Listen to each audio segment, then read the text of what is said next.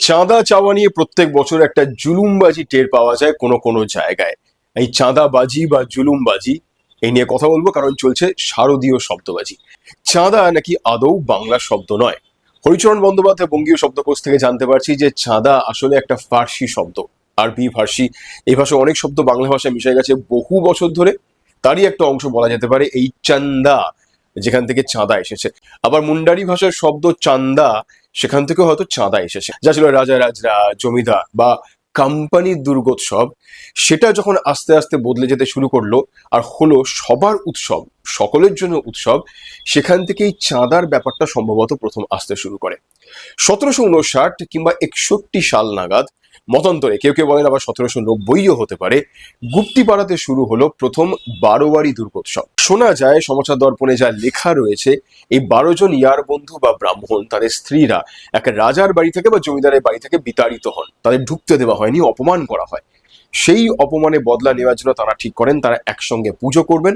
আর সেই পুজো করা থেকেই চাঁদা তোলা, চাঁদা তোলার জন্য এখানে ওখানে লোকের ছোটাছুটি, যাতায়াত, আর সেখান থেকে যেটুকু টাকা সংগ্রহ হলো সেই দিয়ে বলা যায় প্রথম বারোয়ারি পুজো, অর্থাৎ চাঁদা তুলে পুজো হলো।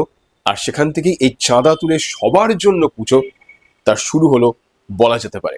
এই যে চাঁদা তুলে সবার জন্য পুজো করা, একজনের জৌলুস দেখানোর পুজো নয়, একজনের প্রভাব দেখানোর পুজো নয়। এখান থেকে সম্ভবত শুরু বলা যেতে পারে সর্বজনীন বা সার্বজনীন দুর্গোৎসব।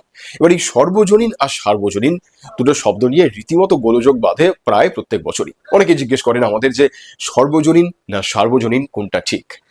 সর্বজনীন মানে সবার মঙ্গলের জন্য, আর সার্বজনীন কোনো কোনো অভিধানে পাওয়া যাচ্ছে যিনি সকলের মধ্যে শ্রেষ্ঠ বা যা সকলের মধ্যে শ্রেষ্ঠ। মোটামুটি সবকটা অভিধান ঘেঁটে বুঝতে পারছি সর্বজনীন শব্দটাকেই বেশি আপন বলা যেতে পারে, যা সকলের মঙ্গলের জন্য।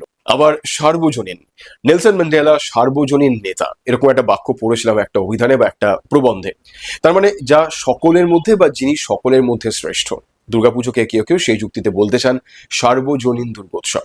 তবে একটা কথা, সর্বজনীন হোক বা সার্বজনীন, এই সর্বজনীন শব্দটার পক্ষে মত বেশি রয়েছে। সেই পুজোর ক্ষেত্রে বানানটা একটু খেয়াল রাখতে হবে। এখন রেফের পরে একই বর্ণের দ্বিত্ব বা দুবার লেখা আর হয় না, মানে বয় বয় রেফ এখনকার বানান রীতি থেকে মোটামুটি উঠে গেছে। তাই দন্তস্ব বয় বয় রেফ বা দন্তস্বয় আকার বয় বয় রেফ, এই ব্যাপারটা এখন মোটামুটি উঠে গেছে। শব্দবাজি বাংলা শব্দের খেলার তরফ থেকে বাংলা ভাষা বিভিন্ন শব্দ তার উৎস নিয়ে আমরা আলোচনা করি। আরো জানতে ফলো করতে ভুলবেন না।